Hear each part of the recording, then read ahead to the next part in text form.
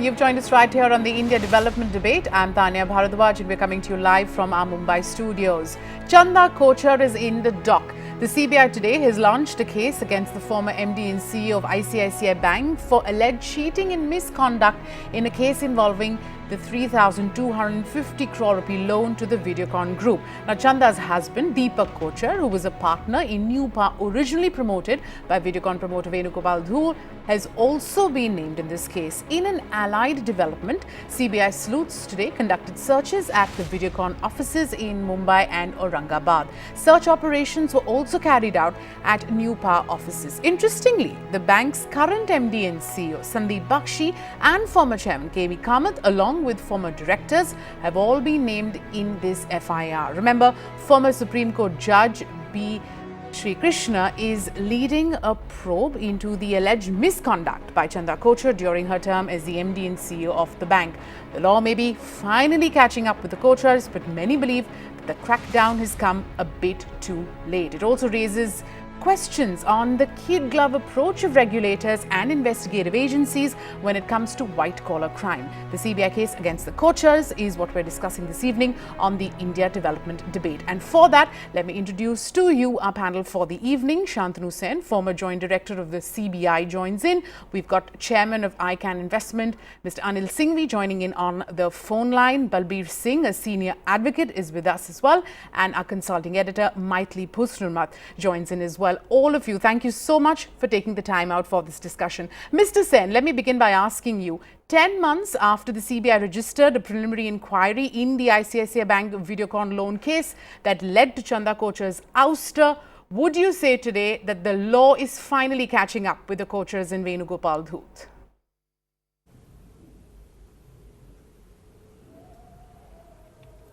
An FIR has been registered on the 22nd of January following the preliminary inquiry registered on the middle of December, I think. So careful,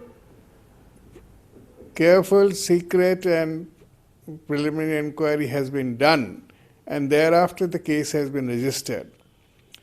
The preliminary inquiry itself says two things: that the Videocon group of companies have been given loans, and these loans are violative of the Banking Regulation Act, of RBI guidelines, and the credit policy of the bank itself. And it also goes on to say that there is quid pro quo angle.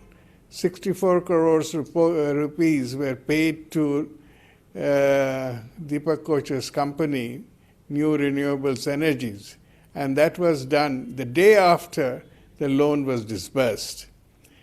So on these two allegations, the inquiry is being done, investigation has been done.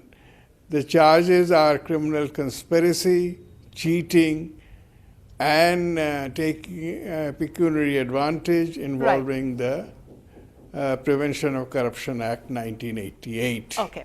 Mr. So it's pretty serious charge, and I would say this charge only involves the MD and her husband, not others. Yes. Okay. Mr. Balbir Singh, speaking of others, other than Chanda Kochhar, the role of other credit committee members that sanctioned the loan to Videocon, like KV Kamath, Homi Khusro Khan, are also being probed. Would you say they're equally responsible? See, I think first of all, this is also very surprising for me, because my understanding from media was the Chanda Kochhar, by virtue of her relationship plus the position she was holding with the ICICI, maybe in the spectre of doubt in some sense of criminal conspiracy, because there is a money which has flown from ICICI to Dhoots, and in turn some money has come to one of her husband's company. But I'm a little surprised at this stage, after the PE which was done around 10 months back, that the other management group or the employees have been roped in for so far as this FIR is concerned. Now, so far as the legal position is concerned, their role can be certainly seen in terms of what is the sanctioning process adopted by ICICI, and if there is some wrong has been done, and they are party to it in terms of being a part of a committee or a decision-making body within the ICICI, they certainly can be roped in, and they can be in the criminal conspiracy, they can be treated as the conspiring parties or abettor in some sense. I think this is subject to investigation post FIR and subject to charge sheet being filed by the CBI. Mr. Singhvi, let me direct my next question to you. You heard Balbir Singh say that he's a tad surprised, but the fact is that CBI has made it very clear it's going to probe the role of present and former top ICICI Bank officials. They haven't been named as an accused, but their name has been mentioned in the FIR for clearing the loan. And, the names, some of them include, you've got the current CEO of ICICI Bank, Sandeep Bhakshi, you've got NS Kannan, he heads ICICI Prudential, you've got, Mr. KV Kamath, as we told you earlier. Mr. Singhvi, would you say ICICI Bank's problems seem far from over? I think it has to be seen in a different perspective. And in one of my interviews way back in June of 2017, I said one can't just point a finger at Chanda Kochhar alone, because if this is the situation, that some loans have been given to Videocon under some consideration, this couldn't have been done because the bank's systems of credit have been very, very robust. And I don't think there is any other allegation other than this for last almost about 15, 20 years on the bank's questioning of this, that how have they given the loans. So one has to see in light and perspective that when was the first loan given. The whistleblowers' allegations have been when the loans were already sanctioned. And thereafter, they were even extended for 5 years period, I think in 2012 or 13. But these loans were really started giving in 2009 and 2012. And then at that point in time, Mr. KV Kamath was the chief of the credit committee, which gave the loan. Chanda was one of the members. So I've been saying for the last 6 months, people have been saying that it's too late in the day and all of that. But I don't think it's too late in the day, because the PE was really registered by CBI only on 6th of December 2017. And we are in just about a year from there. So they have looked into all these allegations and substance of that. And thereafter the FIR has been filed that all have been collectively involved in this. Because a credit committee of a bank cannot be the mandate of one person. One person really, and as large a bank like ICICI, one person can't move the needle. So if there is an allegation that Videocon was given the loan of such high order, then it's a collective wisdom or failure thereof.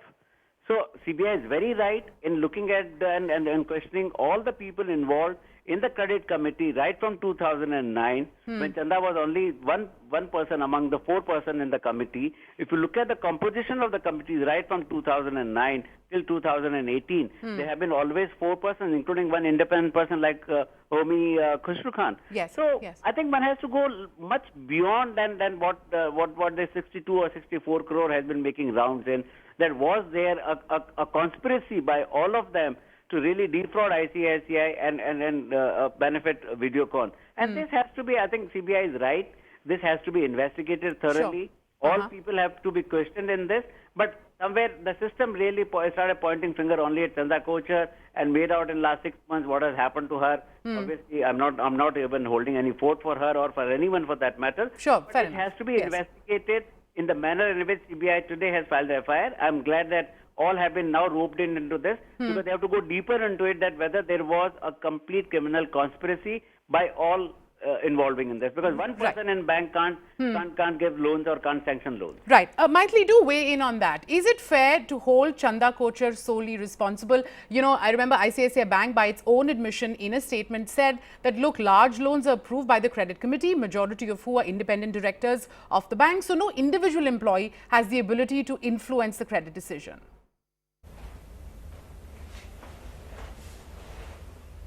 Well, it is true that no individual can alone sanction the loan, but an individual who is a CEO certainly has the power to influence, because the fact is that the CEO is a very powerful entity, particularly in a private sector bank, and Chanda had been there for such a long time that one cannot rule out. One is not saying that she was guilty or not guilty. One does not know until the full inquiry is over. But clearly the question is that, did she declare that conflict of interest? Was she aware? Did she declare to the rest of the credit committee that here is we are giving a loan to a person who has business dealings with my husband? Now that is not very clear. So I think that is what the CBI has to establish, that was this information hidden, was it deliberately suppressed, or was it conveyed to the rest of the credit committee, and despite that, did they find merit in giving the loan? So clearly, as far as the CBI is concerned, they moved beyond the preliminary inquiry. I've gone to this and have now gone to the stage after 10 months to see that they're established that there is a prima facie case, which is why they have booked her and they have registered an FIR to say that there is reason to believe that there was a criminal conspiracy.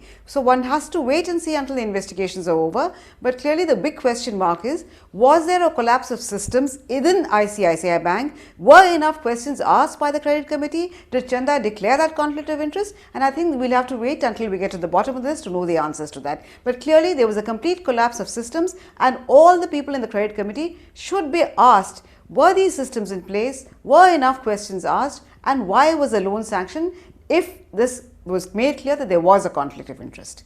Mr. Singhvi, I just want to bring it back to you. You know, you could also argue that Chanda Kochhar sort of erred by not recusing herself from the loan decision committee, especially if her family had business interests in Videocon. You know, as the saying goes, when in doubt, disclose. Did she just not make it, you know, sort of easier for the investigative agencies by not recusing herself, even if she's eventually, you know, found not guilty of any sort of quid pro quo? I remember having talked to, at this point was debated then as well in March, April of 2017. And I think the ICICI board then very clearly stated that the Chanda Kochhar had declared her interest, her family interest in this. And she continued on the committee. I do not know whether the banking procedure then was there that after you disclose, you should recuse yourself or not. So I'm not getting into that debate, but definitely the board of ICICI and M.K. Sharma himself had mentioned this. He himself had conducted that inquiry, which was then vouched by Cyril Amarchand Shroff. So this was very clear that Chanda had made all those disclosures and disclaimers which were then necessary by any person on the committee. But to recuse or not, I do not really know what is the internal system and procedure of ICICI Bank.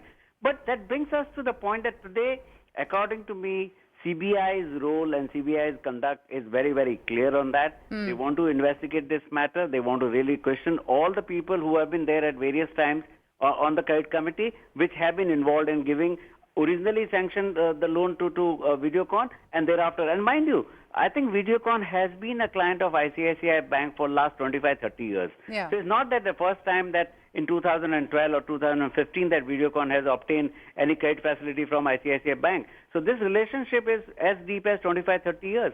Over a period of time, the loan amounts, because the business requirement of Videocon may have increased and loan amounts may have increased on that.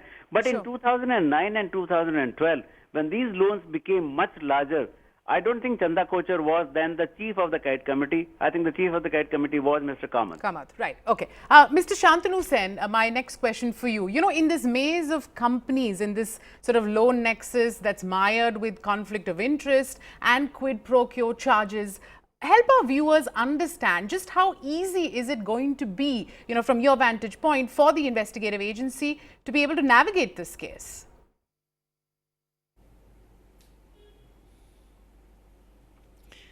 See, this case is, as far as the criminal aspect of the case is, I would expect the CBI to focus on the quid pro quo part very, very closely.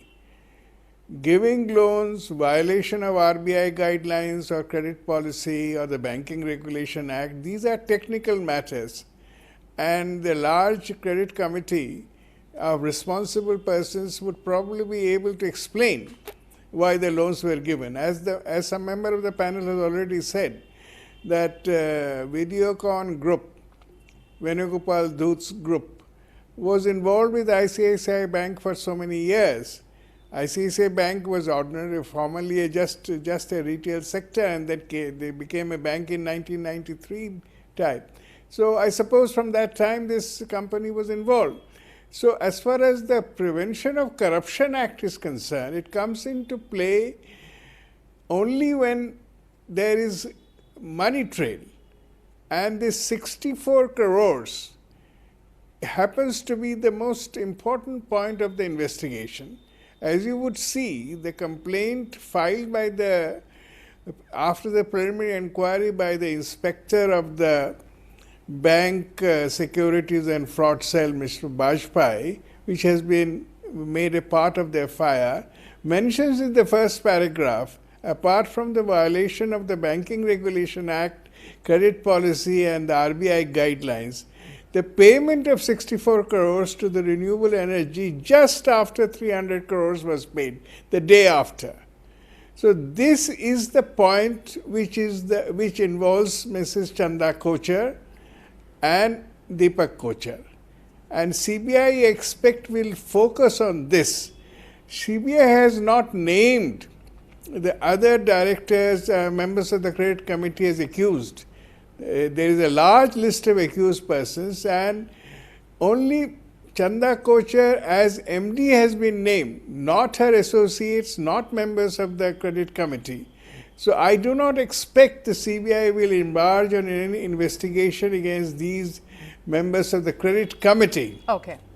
All right. See, it probably will focus on this quid pro quo, and it should, it should. Okay. As a CBI officer, I would expect it to focus on this largely and take up the investigation against Venugopal Dhoot, Deepk Kochhar and Chanda Kochhar closely. Okay. Balbir Singh, let's talk about Venugopal Dhoot.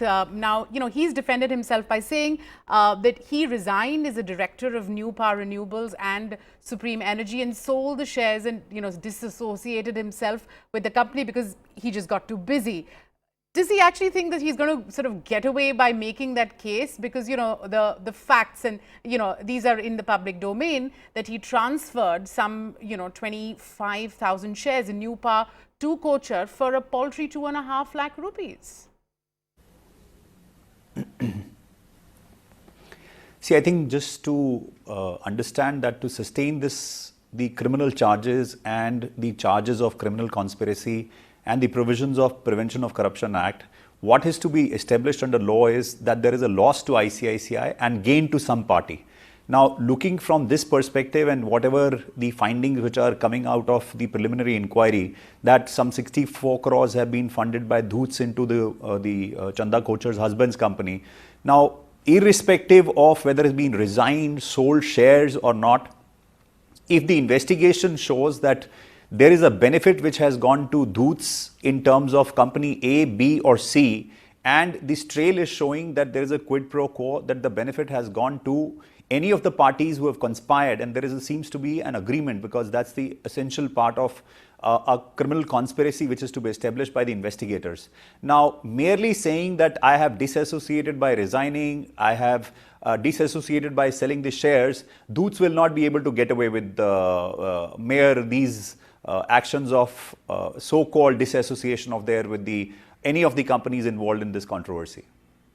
Maitli, let me ask you about the role of government-appointed nominees, and I'm saying this because, my colleagues who cover CBI are sort of picking up that the role of the government officials in this also is not going to be ruled out. Reflect for us a little bit on how the government-appointed nominees have acted out in this case.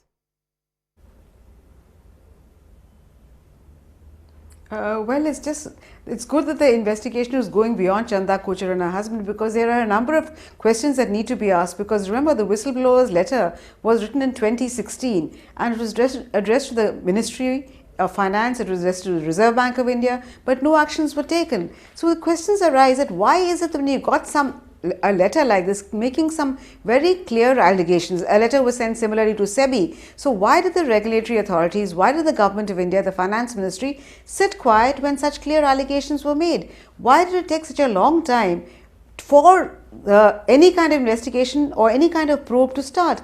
Because the Reserve Bank of India is supposed to be inspecting these banks. The Reserve Bank of India also raised no questions at all, and it was only much later. In fact, even now, we do not have the Justice Sri Krishna Committee report. It was supposed to submit its report within 6 months, then it was December, now we're into January. So I think there's much needs to be done to find out, get to the bottom of it all and find out, was there a conflict of interest, was there a quid pro quo, or was it just a loan, was it negligence on the part of the Committee of Creditors? What is the kind of systems that the ICICI Bank had? Remember, this is a very, very large loan. So why is it the questions were not asked? So I just hope the CBI finishes this inquiry quickly. quickly and pins the nail on the proper head. That is what is most important, that we should not be hauling the wrong person over the coals. The CBI should get to the bottom of it, find out who is guilty, who kept quiet, was it negligence, was it complicence? We need to get to know all that, Tanya. Mr. Singhvi, let me ask you, do you think the board acted out responsibly in this case? And I'm guessing you would say no, because, you have the bank claiming that it conducted this secret internal inquiry in 2016. It found no wrongdoing. As you yourself said, those findings were endorsed by Cyril Amarchand Mangaldas. The report apparently was also shared by, with the PMO and the CBI. Ironically, the RBI has also conducted an investigation, found nothing amiss. So what I'm trying to really get at is how much of the blame goes to the board here?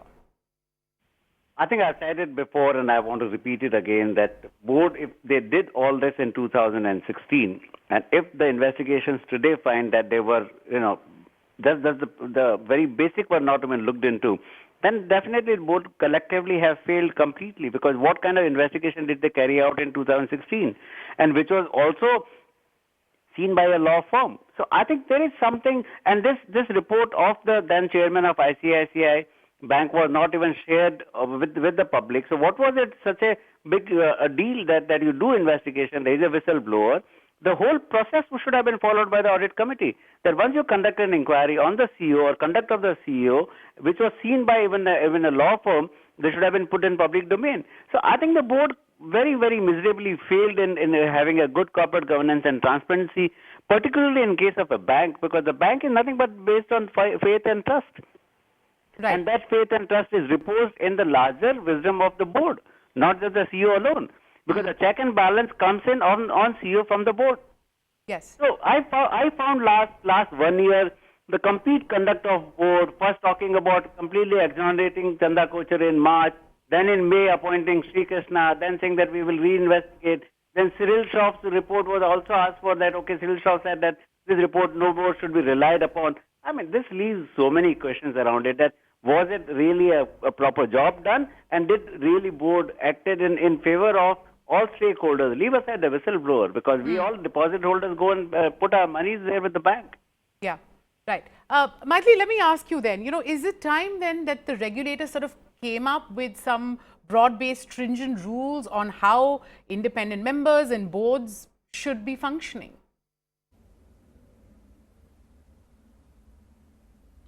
Well, we already have rules, and we have a number of committees that have gone into the issue of corporate governance. What is good corporate governance? But ultimately, you cannot teach a person things like integrity and honesty. The fact is that I think it's very important that, particularly in the case of the CEO of a bank, it is important that you should have a fixed term tenure, and not more than 2 terms should be allowed. Here we have CEOs, whether it is ICICI Bank, Axis, yes, we have CEOs who have kind of almost got rooted in their seat. So Chanda was a CEO for more than 10 years. Now this kind of situation is bound to lead to certain situations where the board is almost captive to a CEO who is very charismatic. We saw it earlier when we had Mr. Kamath for so long, Mr. Waghel for so long. So I think it's very important in the case of financial institutions and banks that no CEO should have a term for maximum more than 2 years, to ensure that there isn't that capture of the board which allows the board to kind of be taken easily led astray by, quote unquote, by a CEO who is very charismatic, who has done a great deal for the bank.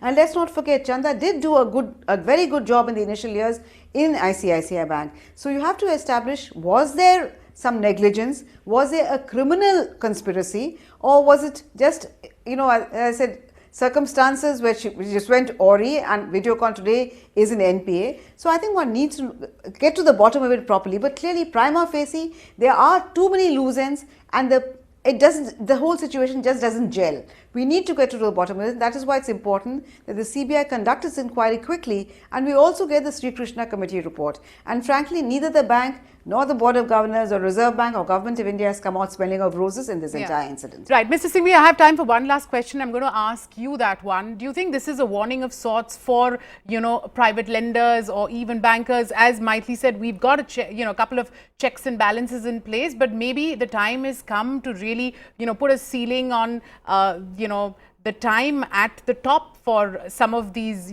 poster boys and girls for private banking. I think we should be overreactionary to the situation because SDFC Bank, I mean, God forbid, I don't think there is anything wrong with that. And Aditya Puri has been at the helm of affairs for the last 20 years. So I don't think the term has got anything to do with this. I see a point where Mathili is making on that there should be some check and balance. But my larger point is definitely ICICI bank board failed miserably in that. And I think there should be a greater introspection with the bank and the people who have been involved with the bank boards, that their responsibility is far more and far greater, because a bank is nothing but trust and faith. It's not an ordinary company. So I think people who join the board of the banks should be very mindful of the fact that there is a bigger fiduciary relationship they have, not only with the shareholders but larger stakeholders on that. All right. With that, we'll wrap it up on this edition of the India Development Debate. I'm afraid we're completely out of time. Mr. Shantanu Sen, Anil Singhvi, Balbir Singh and Maithili Puspurmal, thank you so much for taking the time out for us.